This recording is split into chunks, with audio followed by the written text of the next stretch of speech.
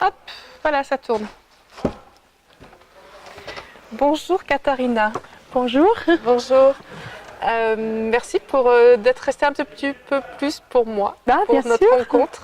C'est un plaisir. Vous venez de terminer les répétitions de l'enlèvement au sérail, donc nous sommes à l'Opéra Confluence en Avignon, et vous interprétez Constance. Oui. Alors Constance, on a tout de suite cette référence avec l'épouse de Mozart qui s'appelait aussi Constance. Oui. Est-ce qu'il y a une relation à travers le rôle et sur sa personne? Oh, bien sûr, je crois. La femme de Mozart était une très belle soprano aussi. Mozart a écrit l'opéra pendant que les choses changent dans ses vies. Et c'était la première fois que Mozart a défié son père, je peux le dire. Son père n'a pas voulu qu'il se marie avec Constance parce que le père, il était très difficile, mais il a pensé que Constance a voulu être près de the genius de Mozart. Le génie. Oui, génie. Oui, je ne sais pas comment le dire, mais son père ne l'aime pas. Et Mozart a vraiment voulu se marier, mais il a dû attendre et écrire des lettres à son père en dire ah oui, mais je crois que vraiment elle est sincère et nous nous aimons vraiment. Et dans cet opéra, que c'était vraiment autant que Mozart a décidé, je veux le faire. Je vais me marier avec Constance. Et ce n'est pas une coïncidence, je crois que la rôle soprano dramatique dans cet opéra, et elle s'appelle Constance aussi. Et elle est très fidèle, elle est très belle, elle est très désirable, mais un peu compliquée. Elle a un cœur noble, mais aussi adulte, avec les questions de la vie et de l'amour. Et à la fin d'opéra, c'est un fin heureux. Et je crois que Mozart a pensé que c'est comme sa vie avec Constance. Et alors, qu'est-ce que ça vous imprègne, vous, en tant que femme et en tant qu'artiste? Pardon? Qu'est-ce que vous ressentez, vous, en interprétant ce rôle-là, en tant que femme et en tant qu'artiste? Oui. La première chose, c'est que c'est très difficile à chanter. C'est la première chose qu'on voit dans la musique, que chanter Constance est difficile. Et on doit faire du travail avec ça seulement, et c'est très... ce n'est pas vraiment artistique ou intellectuel. Il faut au premier travailler seulement avec la technique. Et après ça, on peut, bien sûr, on pense pendant le travail technique aussi sur le caractère et ça, mais après qu'on a appris à chanter tout ça, pour moi, j'ai pensé seulement après vraiment, maintenant je comprends les émotions et les désirs de Constance, je comprends les conflicts entre les deux hommes, de Belmonte et de Pacha Selim. Belmonte est loin, mais elle a promis à Belmonte sa fidélité. Le Pacha est directement là-bas. Et il est bien sûr très beau et très riche, et il a beaucoup de power. De pouvoir, d'emboutement. Oui. Alors c'est un peu difficile. Elle n'a jamais été dans une situation comme ça. Elle a pensé que j'ai décidé à être fidèle à Belmonte et c'est fini. Mais maintenant, tout ça change. Et je trouve ça très intéressant parce que dans nos vies aussi, c'est plus difficile qu'on pense. être fidèle, à faire une décision et le garder pour toute la vie. C'est une chose pour Valentine's Day, c'était hier. Et on voit tous les gens qui veulent être dans un couple parfait. Et ce n'est pas possible. Pour tout le monde, c'est plus difficile que ça. Ce n'est pas idéal, ce n'est pas facile.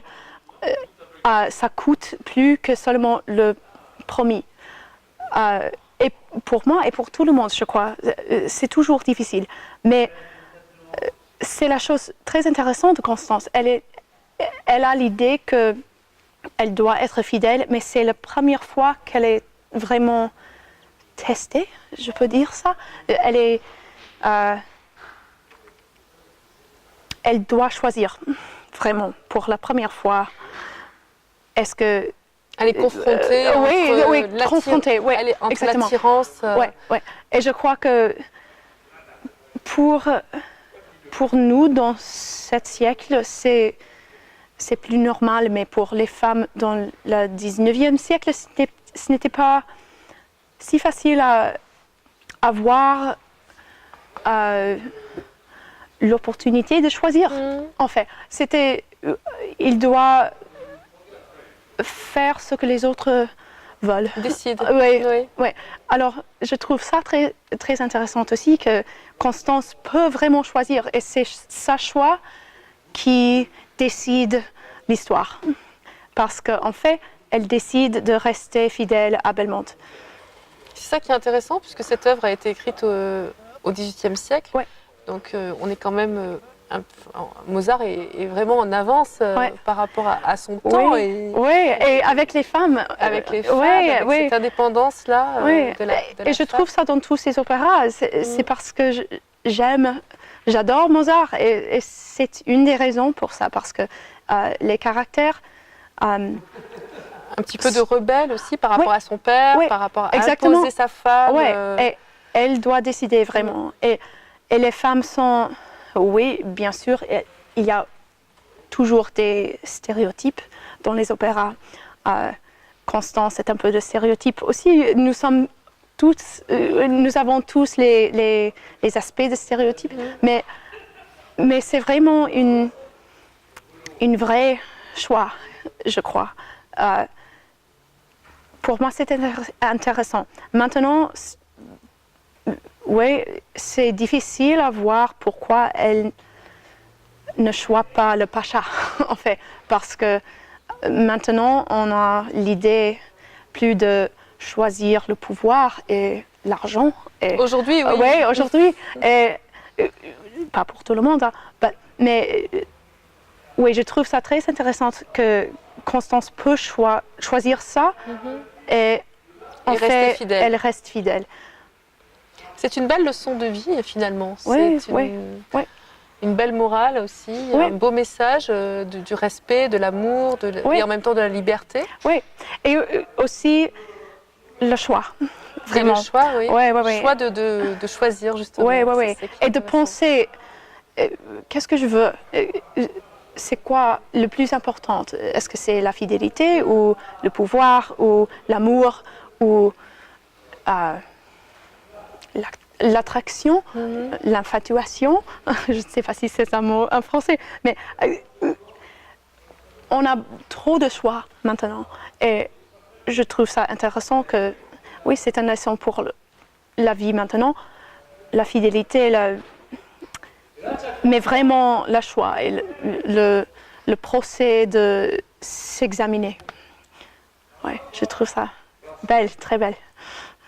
Alors, vous êtes né à New York, oui. Vous vivez aux Pays-Bas, oui. Et vous êtes en Avignon aujourd'hui. Oui, oui, c'est étrange. C'est un parcours absolument époustouflant. Oui. Vous êtes aussi lauréate du dernier concours international de Clermont-Ferrand. Oui.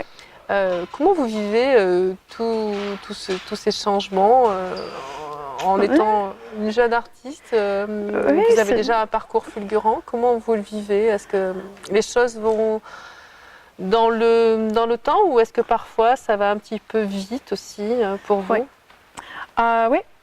c'est beaucoup voyager, c'est beaucoup de change, c'est beaucoup de temps pas chez moi. Mais c'est ma choix aussi parce que j'ai décidé à partir des États-Unis, à quitter des États-Unis et essayer à faire une carrière en Europe. Et c'était un grand risque pour moi, mais j'ai voulu voir si c'était possible. Et c'était très étrange, très difficile à laisser tout ça dans un autre continent, une carrière là-bas et essayer ici.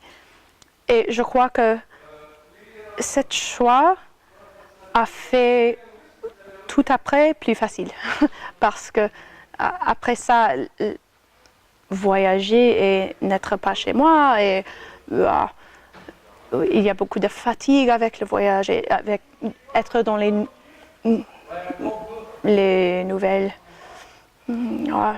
nouveaux endroits. Mais aussi ça me stimule vraiment et je trouve ça toujours intéressant et Avignon est si beau. Oh vraiment, le premier jour et le deuxième jour j'ai exploré un peu et j'ai pensé j'ai de la chance que quelqu'un me paie de venir ici. Et oui, on est très occupé. C'est fatigant et il faut faire beaucoup de choses dans un très court temps.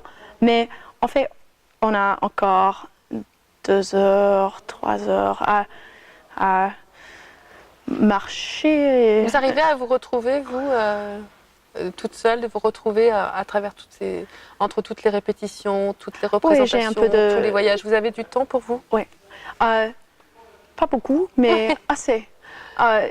Pour moi, c'est très important d'être quelquefois seule parce que ce métier doit être très social et très... les relations entre les collègues sont très fortes et c'est magnifique, mais aussi il faut vraiment toujours, et c'était vrai même quand ma carrière était plus petite, qu'il faut toujours trouver du temps à récupérer soi-même. Se retrouver. Se retrouver, oui. Se souvenir pourquoi on veut le faire et qu'est-ce qu'on a à dire. Il y a eu des moments de doute? Oh, bien sûr. Oui. Tout le monde, je crois. Si on n'a pas de doute, on est folle. Parce que c'est si difficile et il faut toujours risquer presque tout. Même quand on a du succès, on a beaucoup de rejection. On a beaucoup de, je ne sais pas le mot, failure, setback, problems. Oui, de problèmes, de doutes. Oui, doutes. Et c'est toujours le cas, même quand les choses sont très bonnes aussi. Tous les jours, on doit balancer le bon et le mal. Et the rewards, ce qu'on gagne, c'est très spécial, c'est merveilleux, vraiment. Le satisfaction spirituelle et intellectuelle et artistique de faire ça, c'est vraiment, j'ai de la chance vraiment, mais aussi c'est très difficile. Et tous les chanteurs et chanteuses, je crois, sont ça. Que c'est, oui, il y a toujours des jours quand on pense, l'alternative ici est d'être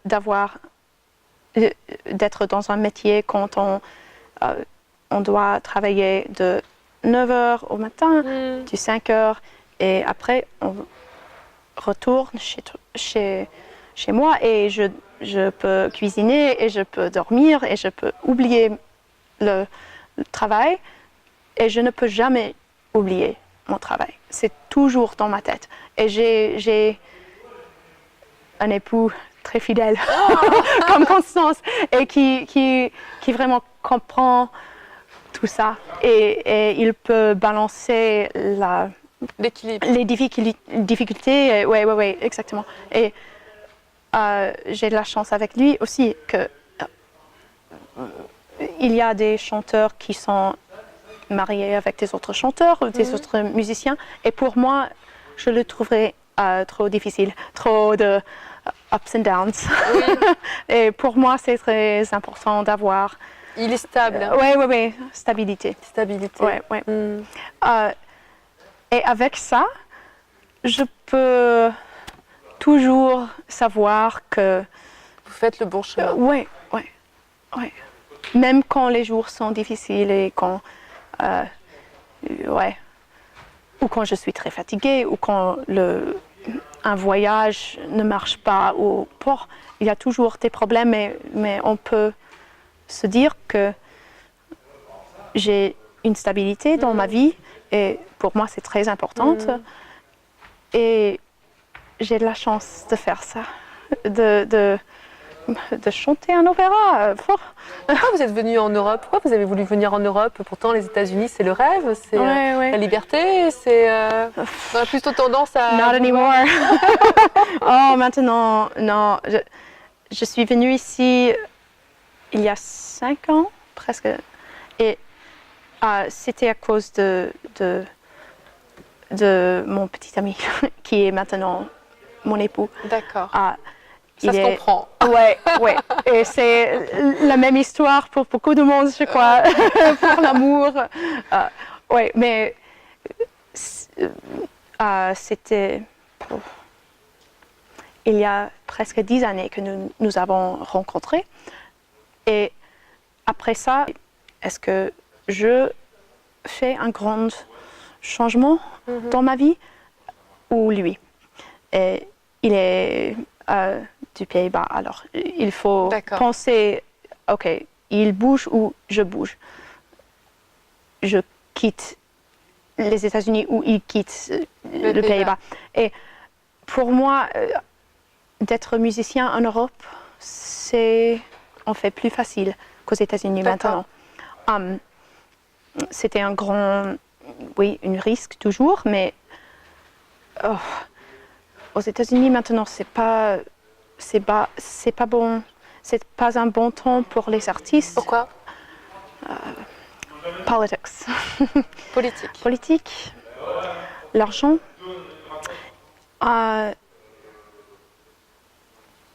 C'est plus facile pour les politiciens ou en fait tout le monde de penser que la musique, les arts ne sont pas si importants que les autres sujets.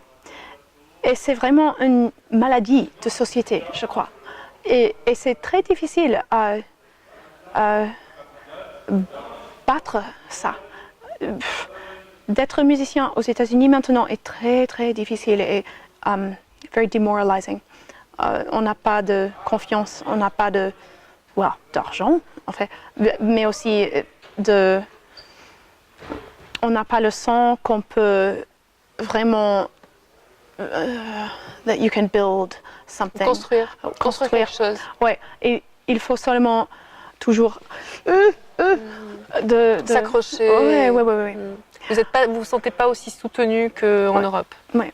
Alors, quand j'ai fait le choix de venir ici, c'était avec la confiance que après 1 année, 2 années, ça serait mieux. Et c'était vrai. Ça coûtait vraiment 2 années jusqu'à ce que j'avais assez de travail. Mais maintenant, c'est beaucoup plus facile et c'est encore plus intégré dans la société.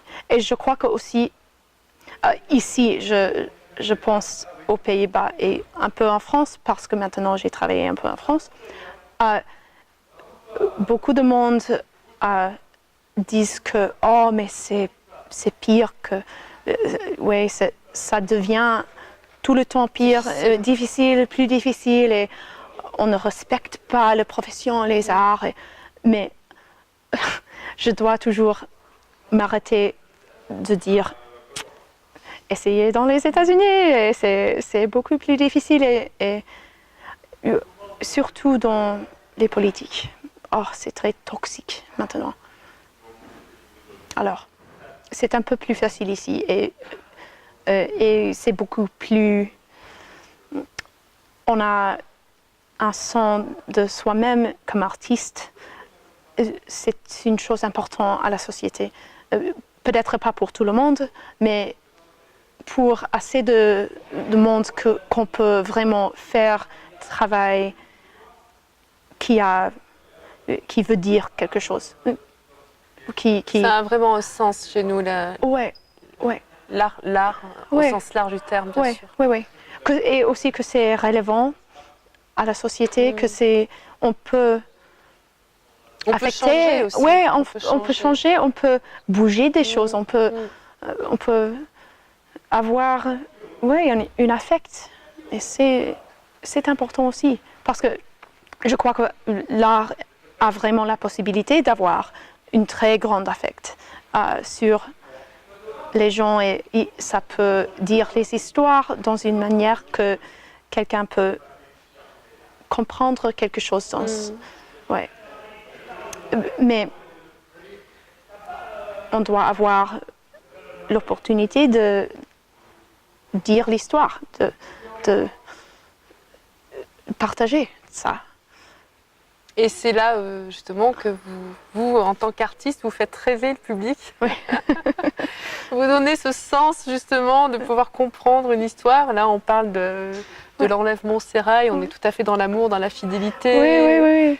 Donc c'est aussi susciter aussi un message, des valeurs. Oui, exactement. Par votre interprétation. Ouais. J'espère que je peux dire cette histoire avec ça et que nous pouvons tous. Je crois que c'est très important. C'est très important. Merci beaucoup, Katharina. Merci. Merci à vous. Oh